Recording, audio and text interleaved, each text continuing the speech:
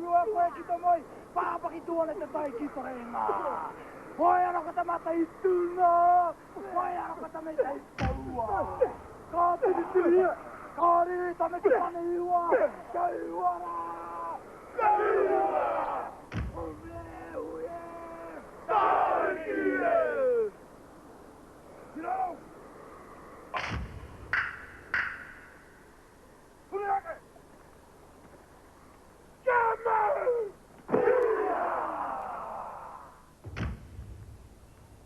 Yawari! Sagaria!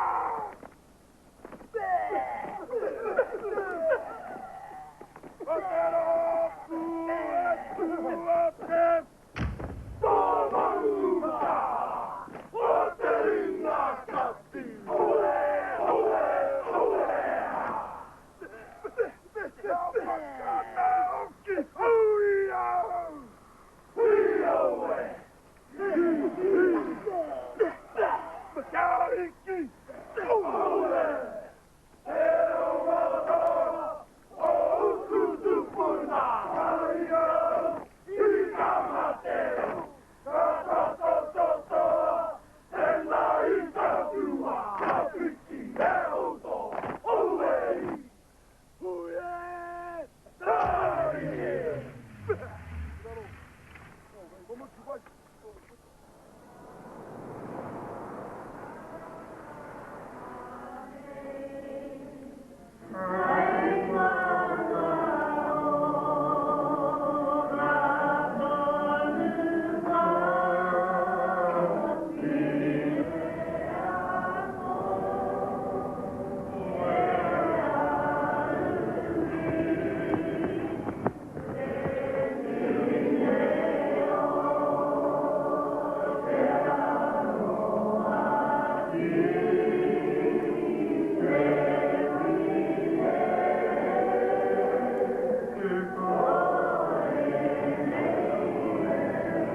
Something happened.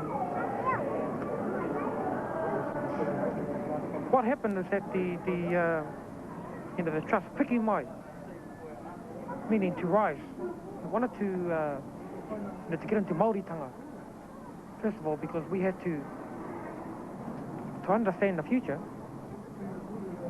we had to understand the past.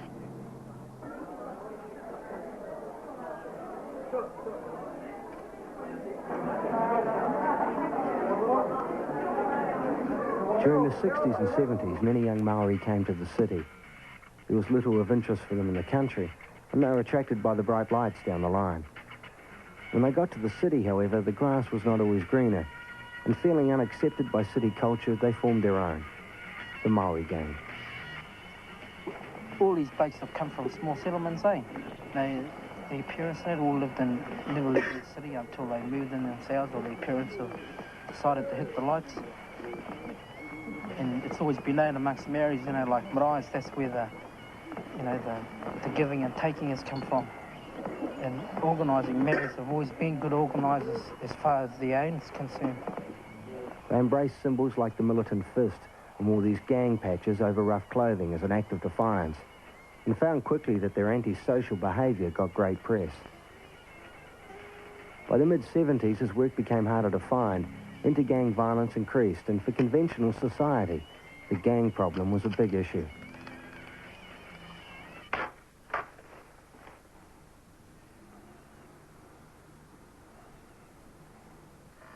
Yeah, okay. All these pistols on my eyelids, you know? When I'm sleeping, I'm awake. Yeah. What happened to me?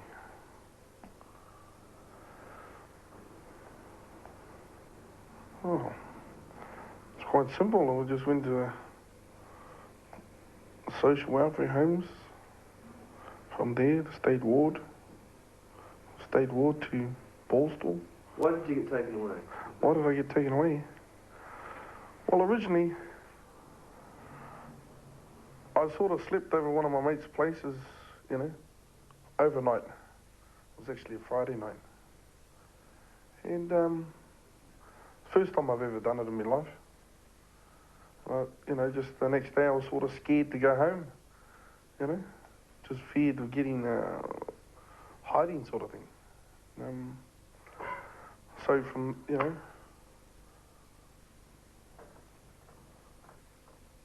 and then I just didn't go home the next night, and then, you know, just during the night we sort of just, me and my mate just went and broke into our school, and from there it's sort of happened.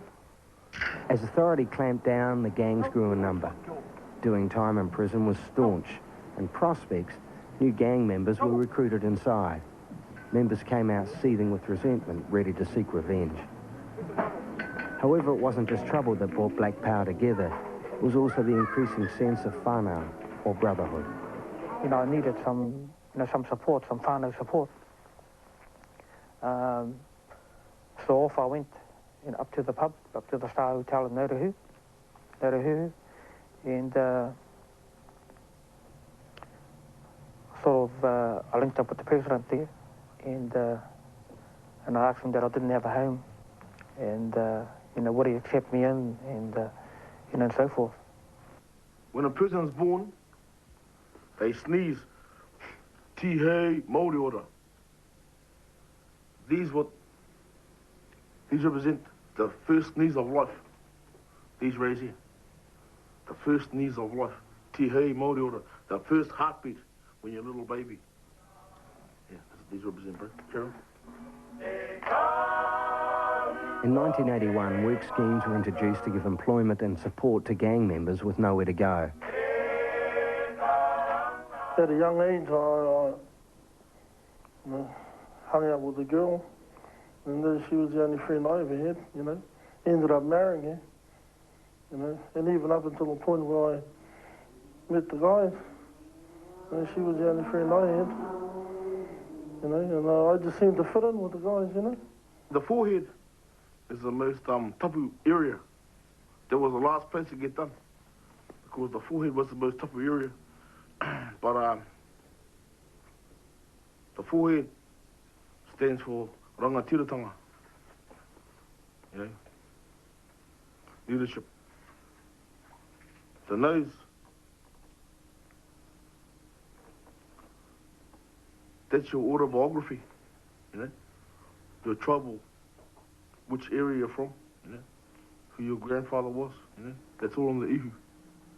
I met patches when I grew up. They knew things, but people didn't start really calling us a bloody gangs or bloody, jeez. Would have been, jeez, I suppose they did call us a bloody gang, I suppose. Did you drive around in big cars and stuff too? Well, buses, compliments of the ARA, buses, anything that moved. Anything that moved. A bus gang. Well, you probably could say that, yeah. We used to walk to the pubs, We used to walk across the Mangere bloody bridge to the old Manukau Tavern, and, from there we used to walk to the next pub, probably. Well, we had no vehicles then, really. You kind of look back on those days and think they were the great old days of being a gang member? Yeah. I reckon those are choice days. You could go anywhere, walk into any place, without looking over your shoulder. It was really good then. You could go to any pub, any place, nobody will look you upside, up and down sort of thing. Yeah. But these days, people just look at you sideways, or they don't want to look at you at all. It's pretty wretched,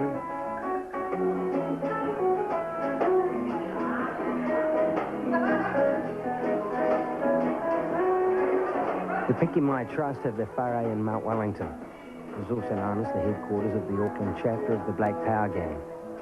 The whare is Black Power heartland for work and play, developed and cared for with pride. We could come together. You were hoping I could stay a while. Easter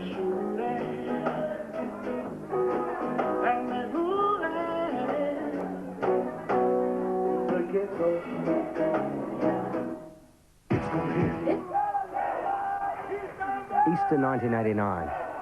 Black Power Wellington arrived to play Black Power Auckland in a game of rugby league. The league game was in commemoration of one of the bros who died. The weekend is, of course, about much more than sport. It's also about heritage and celebration of whānau. The kaupapa of the weekend is whānau development and sport. Now, the whole idea of that is that we want to bring our whānaus a bit closer. Right? So in the past, we've been spread right around the country. And in order for us to bring everybody together, is bring them together and play sport together. You've got 200 dozen in there. 60 odd bottles of hot stuff. It's the spirits, there's rum and whiskey. And that's about all the beer. You reckon that'll go the distance? Hopefully. Well, that's just for Saturday. We got a couple of 100 dozen on standby.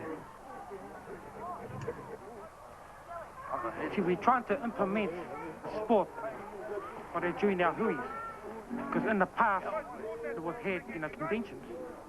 People only come there for the convention just to drink piss and smoke dope and all that.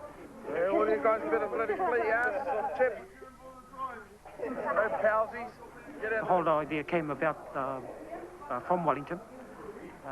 Wellington lost one of their boys, and he was a pretty good league player. So what happened? I beg pardon? What happened to him? Oh, he died in an accident. Gabriel Taifiti was murdered in 1985 on the streets of Wellington.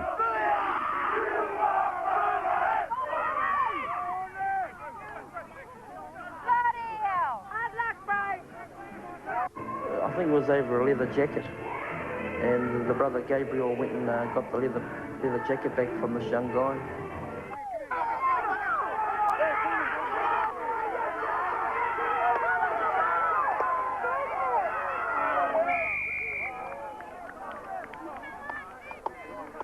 Go for it, Bruce.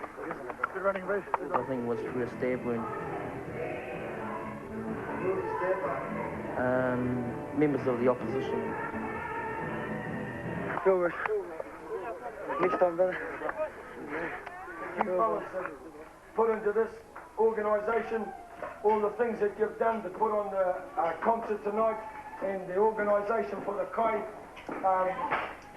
makes us feel good for our brother and for the memory that keeps him amongst us and settles the matter of his death. Tēnā kōrua, tēnā kōrua, tēnā kōrua. Ngā iwi o te motu, tēnā koutou. Ki ngā raupu o Pukikoi, tēnā koutou, tēnā koutou, tēnā koutou katoa. Just like to sort of try and wind up our formal speeches here, brothers. Because the band's starting next door at 6 o'clock.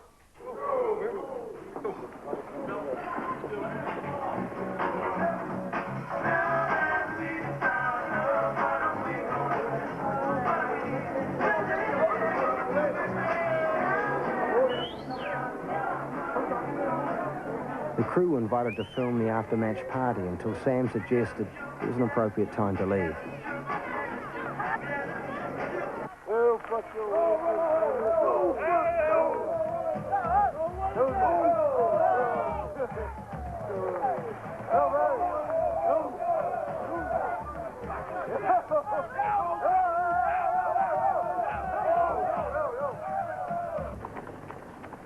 Martin Cooper is president of Black Power Auckland. He is also the business coordinator of the Pikimai Trust, the gang's economic arm. Martin, or Skunk as he is known by the gang, also works for the New Zealand Employment Service as a Group Employment Liaison Officer, or GELS. Our gang built this rock wall right around. I think it was about a 5-year project under the contract work scheme through the Mount Wellington Borough Council. And then it went over to the contract work scheme. So that's, basically the reason why I run around here is because I know that our brothers built this rock wall And also it's a bit of a challenge here to run around here too, you see. You know, because the good thing about this challenge is that you can see the start and the finish. And you want to get back to the other end, you know, in the realistic time, you know. Then my job, you see, you know, the many hats that I wear and the, you know, the very many committees that I sit on, you know, I need to be physically and, you know, mentally fit. And sometimes I wake up in the morning and I wonder which hat I'm wearing today, you know. Which one are you wearing today? Well, today I'm the jails officer. JELS was formed following the Committee on Gangs in 1981. And it was formed to provide a bit of a link between government agencies and government departments and groups of people. I think what? Come on. What are you up to? Oh, well. Martin is a man driven. He rushes about New Zealand establishing links between government agencies and Black Power chapters. I finish with my eyes. Close my eyes. That's when I finish with.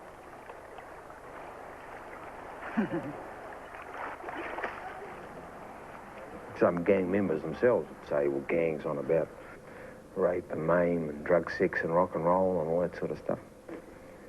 And others might say, well, no, we are on about some different things. We are who we are, whatever that might be.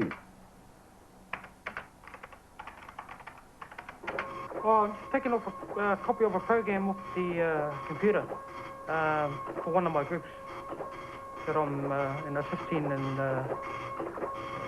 putting their business plan together. Sure.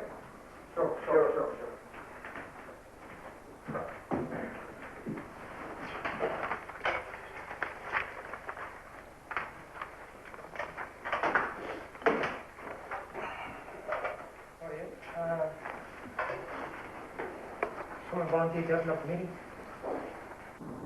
Monday morning, Martin's back on the road, this time visiting Black Power Waikato. You know, we're going to be, you know, making a big push this year is to try and bring all the clubs all on board the waka, you know. And we still haven't got all of the clubs, you know, heading in the same direction, you know. We've still got the odd one or two clubs still, you know, sailing the other way. What is that direction? Well, that direction is to, you know, to be up, you know, at a certain level, and acceptable by everybody, you know. And the level that they should be at today is in employment, you know, training, access, education. That's the level that they should be at today. Te pō e Aotearoa. Ka ngā tai o rehua ki uta, he rongo e turia ki te mata hau no tūta wini, o tūta wana, ti he Māori ora. Te mihi tui tai i tō tātou matuetarangi, mai wihi ki whakahonere i tō tātou kuini. Ko e te timatatanga, ko e no te whakamutunga. E tua anau i raro ngā kaupapa kōrero, ko te wihi anō ki te atua, e whakahonere tia te mokopuna te motu. E noho mai nā i runga e tahu rewa tapu ona tupuna. I ngā mātāwaka, i ngā wairewa ora, nā ka noi hora o ngā tupuna, tēnā koutou, tēnā koutou. Tēnā no tātou e te ahuatanga o tātou aitua. E hinga mai nā e te ao e te pō, e te ao e te pō. No reira, haere ngā mate, haere. Tātou te hunga ora, tēnā koutou katoa. E te rangatira, tēnā koutou katoa. Whakatau mai koutou ki te whakanui i te kaupapa o te rā. Te Wharemana Trust. Arā ki te whakakaha, ki te whakakotai a tātou. Ke konei tātou kōrero tai ai, noho tai ai. Some of the clubs were, you know, turned around and, you know, going back into the past, you know. And I still say that today, that, you know, like, you know, a lot of the clubs, you know, still living in the past. And we have to snap out. We got to get out of that. You know, we got to get out of that gear. We got to change gear. You know, you got to jump into another gear. Fast forward. More and more clubs are starting to, you know, talk to each other now. You know, if there's any problems, you know, they can talk about it. you know. You know, not wait till they get, you know, have a few beers and have a few decks, and then they go over and front that fella.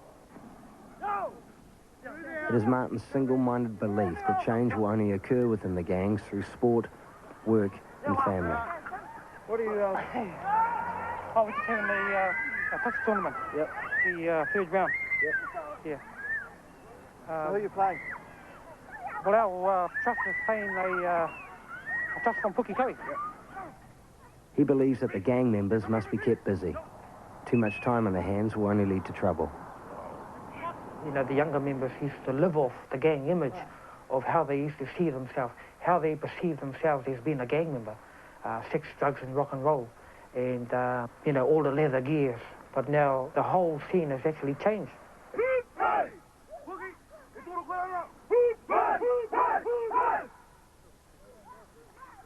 You always get the younger fellas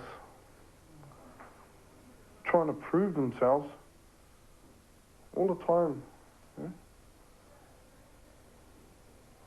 You know, I myself, I went through a lot of that. Got a few hidings over it. I dished out a few. Bogarted a lot of people. You don't have to be with the boys all the time, but just most of the time. Keep them out of trouble. Not supposed to get drunk myself. And and when you come to trouble with the boys and it gets thing, don't fucking take any shit. Fucking motor straight in. Show them that, you know, keep quiet. You fellas ever heard of Dennis O'Reilly? He's the BP spokesman for Wellington. You know, he's pretty brainy. He made the Commissioner of Police of Wellington look like a schoolboy. We just were hoons in the town, and fights started, and there was trouble with policemen and all that sort of stuff, and I played a part in various capacities, and just was asked to patch up and thought that was a good thing to do at the time, and that's the way it stayed.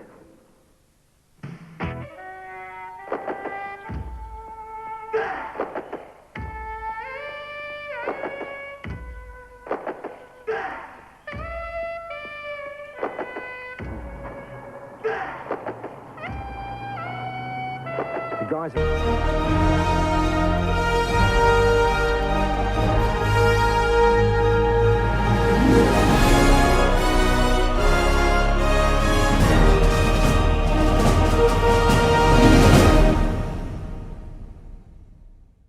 arrive at Pikimai headquarters early each morning. Some go for a run or work out in the gym, then it's on to work. Building or developing the whare or contracting out their labour for rubbish collection or landscaping. Everything that happens at Pikimai is influenced by staunch gang hierarchy and strong leadership.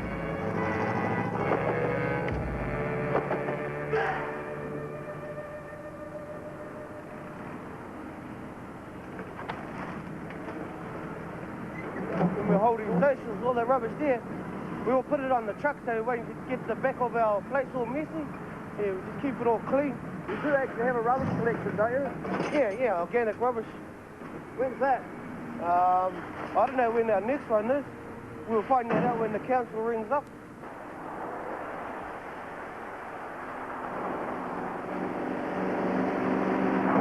Tēnā koutou te whānau, te iwi, te hapu. Tēnā koutou ngā mamuka Aotearoa, ringa kati, ki kā. Geez, I always find it hard to have a kōrero to the whānau. Away from the whānau, I was choice.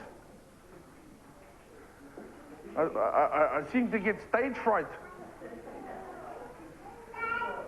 No, but it's good to have everybody here today. Knocker's family reunion and farewell to his brother Alf was held at the Pikimai whare. Alf was leaving for Tonga to live with his wife's family. Good to see the boys supporting the cause. To share this occasion with us.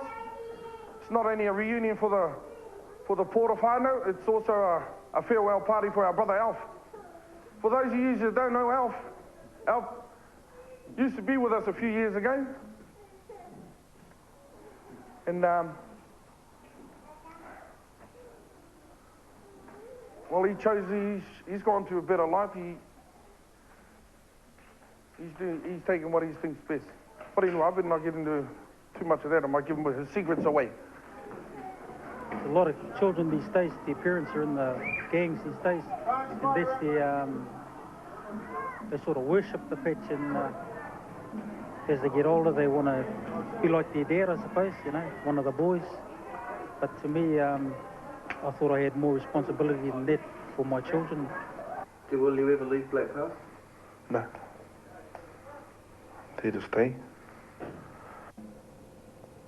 Well, when there's a call to organise work or play or any positive activity, the type of leader that comes forward tends to be pretty sensible and organised and have a pretty balanced view on life, and is someone that people can generally deal with and things like that. Now, when there's disorganisation and mayhem and violence and that sort of thing is encouraged almost maybe by the way in which the state deals with the situation, then you get a different sort of leader. When you block Sheilas, you don't beat hell out of them, you know, fucking scar them for life. The Wellington BP, when they have a block, you know, they don't damage the Sheila. You know, if it's willing, you know, it's all right. But, you know, they don't like beating the Sheilas up. Because the gang laws, you know, a block's a block and that's it. It'll never ever be avoided. It's unwilling. Yeah. If they're unwilling, just hold it down. You don't kick shit out of her face. Hold fellas in the front. Hold fellas in the front. Hold fellas in the front.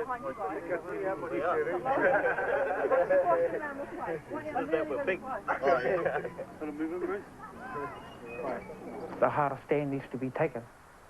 You know, for members who, you know, choose to go out and rape.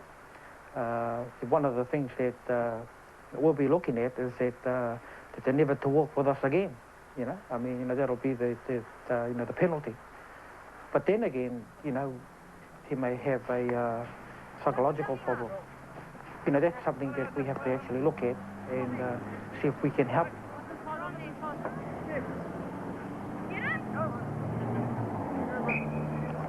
Where are you off to, Knockers?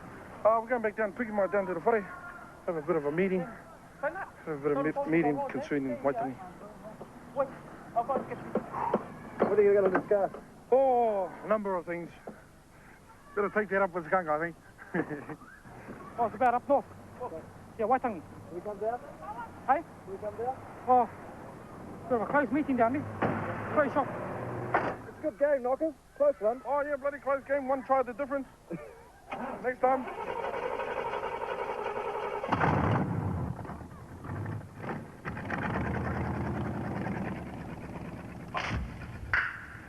My muku is my statement to the world that, you know,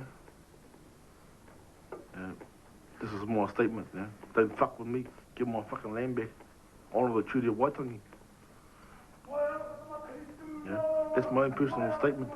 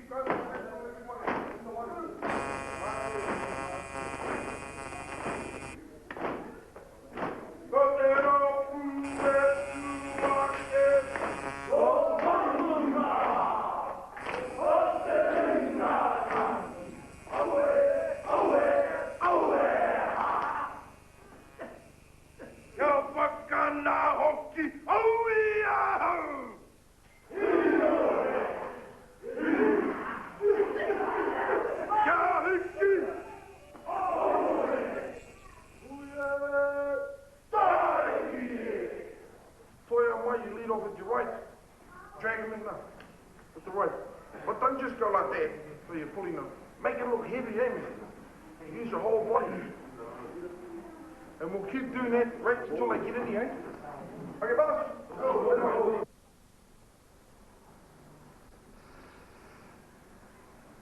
How you feeling, Sam? Feeling pretty fucked. Tell you the truth. Pretty tired.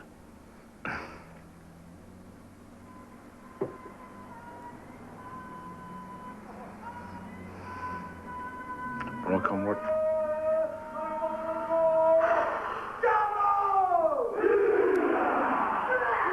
Despite legislation allowing the police to inhibit their assembly, gang tension exploded at Mariwa, a small Maori town in Northland in 1979.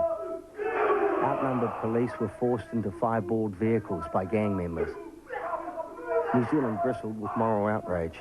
The press, of course, were quick to fan the flames of heavy debate. The mention of gang affiliation when appearing in front of the court ensured doing a good long stretch. If you allow people to slip further and further into an alienated state, you really set yourself up for some expense. And you've only got to go and talk to the civic authorities in Brixton or Toxteth, where the disorganisation of society has occurred. It's bloody expensive. Hello. Hey, airport! Ironically, it was the arch-conservative Prime Minister Robert Muldoon who saw the high social and economic costs of imprisoning more and more gang members. Muldoon took it upon himself to address the problem. He met and drank with Black Power in Wellington and sussed out the issues. In 1981, Muldoon saw employment and leadership as the answer. However, it was the gangs themselves who realised family involvement, Maoritanga and rugby league, or sports, was equally important. Black Power's eventual decision was to stay well clear of the 150th celebration of the signing of the Treaty of Waitangi. Black Power is going to be having their own celebrations during the celebrations in Waitangi. It's something that our national body, Te Wharemana Trust, has implemented 3 years ago. That was very important for the members to do something, you know, during our weekend huis other than drinking. One of the great events on the Black Power calendar is the run to the annual convention, to be held in 1990 at Kawakawa.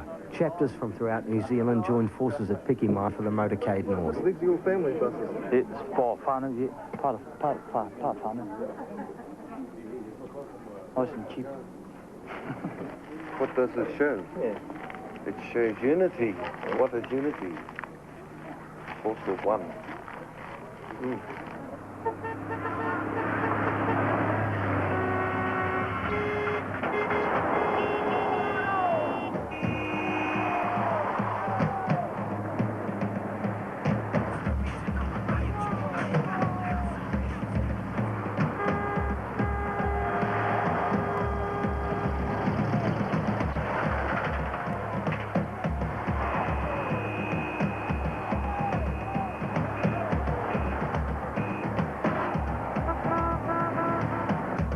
In the past, the gangs used to enjoy a full police escort when they were on a run.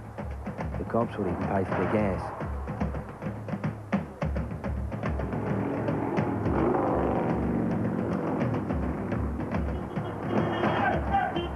What's going to happen now?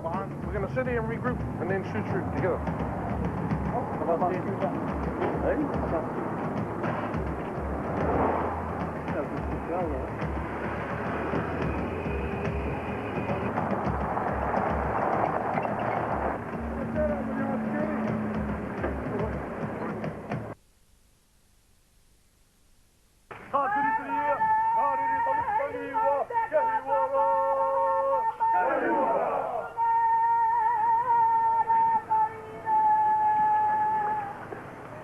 Tēnā koutou, o tuakana, te rangatira, te whare mana.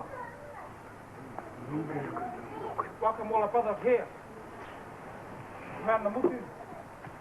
See that everybody here, a safe journey here.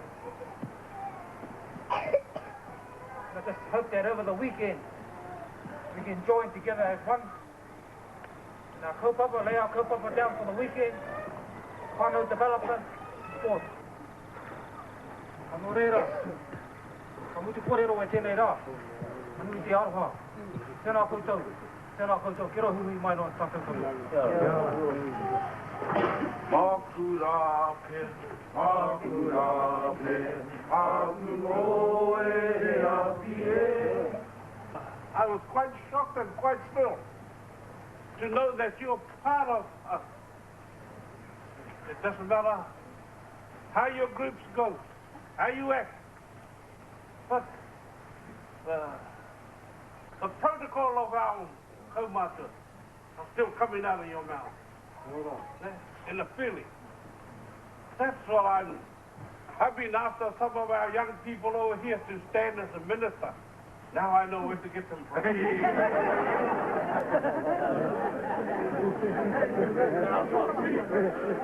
There's one thing that all the Hui have been over ever since the first time as a movement we ever came to Marae, which was at Taipakaya in the Bay of Plenty. The first of our Hui ever held in a marae. And time again, I've been waiting for an elder to say what you said. And if it's 1990 that it's taken to get there, then 150 years might have been a worthwhile wait. Because I believe that with the joining of the wisdom of our older people and the teaching of the ancestors and the youth and the energy and the commitment of the young, true movement's achieved. Nō reira, tēnā koutou, kia ora koutou katoa.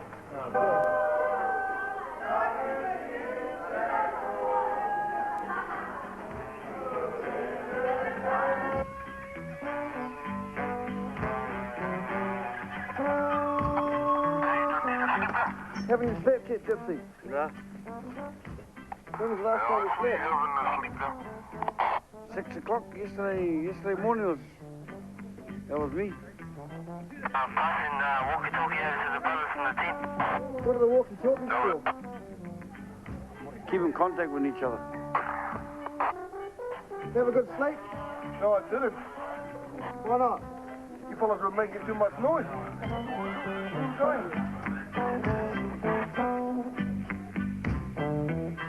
Tell the world now. We're here. We're waiting for them. We're waiting for them. Who do you think's going to win today? Why? Who do you think gonna win? I think you will. You reckon? Yeah. Well, that's the plan.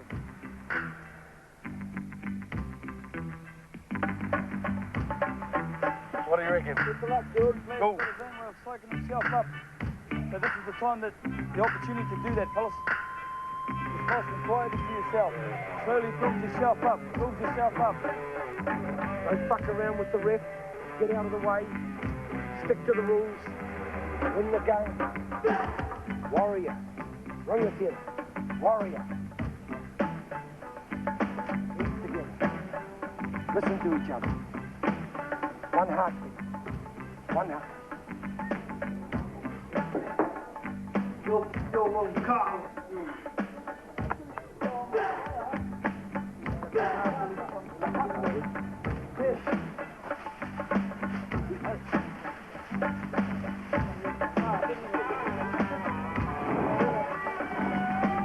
What about you, Dan? Amy, what you feeling like? Six. Go, boys.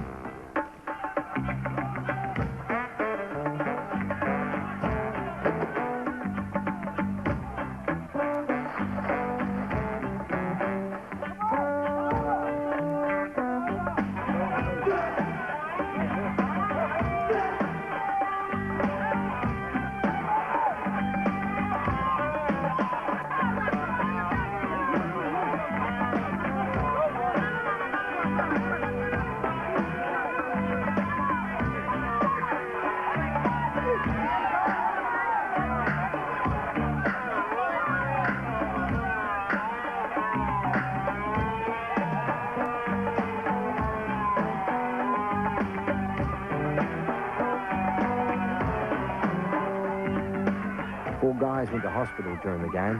However, the result was a foregone conclusion. The game went an extra 20 minutes longer so as to ensure an Auckland win.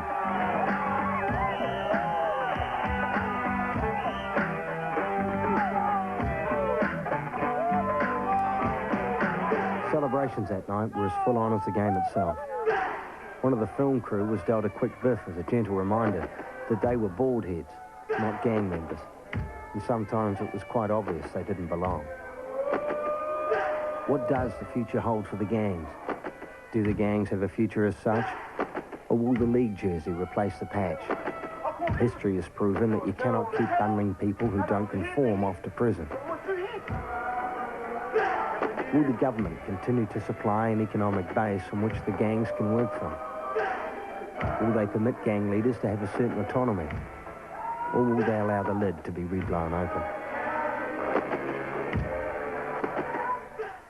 8 was off his conscience. And there's always that sort of thing that that the gang member represents the sort of militarised arm of Maoridom, you know.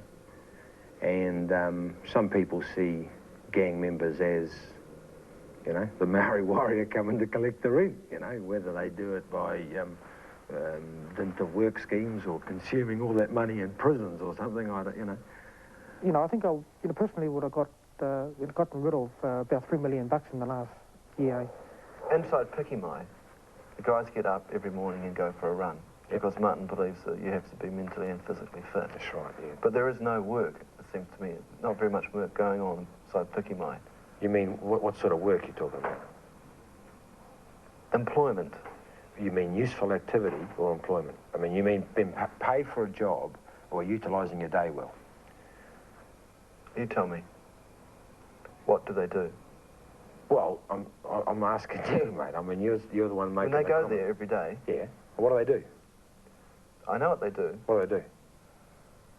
They have a routine which they go through, and there's so-called work that's done. Well, you talk about usefulness. Yeah. Do you think it's useful? Yeah, I think it's useful. Oh, well, it's useful. I mean, well, that's work then, isn't it? Useful activity. It's work. I've gotten most of the the black power clubs in Auckland onto our scheme. There was no Māori unemployment before Captain Cook came. Every Māori, every day, was fully employed. Well, I think the general public sees black power in the 1990 as they did in 1980. You know, the scum of the earth. Dull-blooders and rapists and murderers, that sort of thing. But, in terms of society's eyes and the public's eyes, they don't want to know about us, they just have to realise that you just can't sweep us under the carpet and just forget about us. Gangs will always be around. I mean, gangs will always be around. Between 1981 and 1987, when there was a lot of programs built around and aimed at gang membership and that, the gang numbers were relatively contained at about 2,000 to 2,500 thereabouts. It never changed much. But when, say, in 87, when a number of programs were sort of withdrawn and it was seen that one shouldn't be catering for the sort of criminal element, when there was, Dinkum Kiwi was unemployed, the gang numbers shot up to about 6,000. Well, if government stopped funding, I think, all hell will break loose, all hell will break loose.